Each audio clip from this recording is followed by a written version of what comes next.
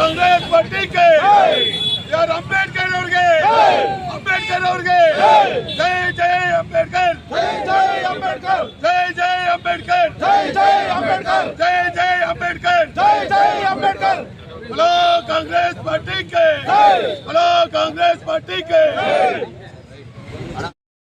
ಛೀಮಾರಿ ಆಗ್ತಕ್ಕಂಥ ಸನ್ನಿವೇಶವನ್ನು ನಿರ್ಮಾಣ ಮಾಡಿಕೊಂಡಿದ್ದಾರೆ.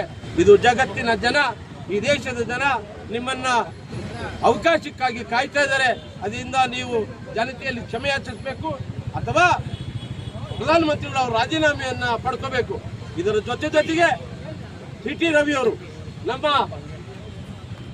ರಾಜ್ಯದ ಮಹಿಳಾ ನಾಯಕಿಯಾದಂಥ ನಮ್ಮ ಹೆಬ್ಬಾಳ್ಕರ್ ಅವ್ರನ್ನ, ಲಕ್ಷ್ಮಿ ಹೆಬ್ಬಾಳ್ಕರ್ ಅವ್ರನ್ನ ಬಹಳ ಕೆಟ್ಟ ಪದವನ್ನು ಬಳಸಿ ಅವರಿಗೆ ನೋವಾಗ್ತಕ್ಕಂಥ ಮಾತಾಡಿ ಇಡೀ ರಾಜ್ಯದ ದೇಶದ ಹೆಣ್ಣು ಮಕ್ಕಳ ಒಂದು ಗೌರವವನ್ನು ಕಾಪಾಡ್ತಕ್ಕಂಥ ಸಾಲಿನಲ್ಲಿರ್ತಕ್ಕಂಥವರು ಬಹಳ ಅವಹೇಳನಕಾರವಾಗಿ ಕೆಟ್ಟ ಪದಗಳನ್ನು ಬಳಸಿರ್ತಕ್ಕಂಥದ್ದು.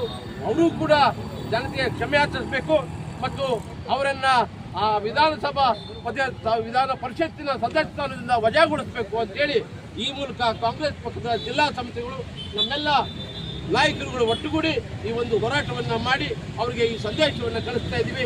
ಎಲ್ರಿಗೂ ನಮಸ್ಕಾರ. ಕೇಳಿ ಅವರು ಕ್ಷಮೆ ಕೇಳ್ಕೊಂಡು ಅವ್ರು ರಾಜೀನಾಮೆ ಕೊಡಬೇಕು ಅಂತೇಳಿ ನಾವೆಲ್ಲ ಕೂಡ ಆಗ್ರಹಿಸ್ತಾ ಇದ್ದೀವಿ. ಧಿಕ್ಕಾರ ಧಿಕ್ಕಾರ, ಅಮಿತ್ ಶಾಗೆ ಧಿಕ್ಕಾರ, ಧಿಕ್ಕಾರ ಧಿಕ್ಕಾರ, ಧಿಕ್ಕಾರ ಧಿಕ್ಕಾರ, ಅಮಿತ್ ಶಾಗೆ ಧಿಕ್ಕಾರ.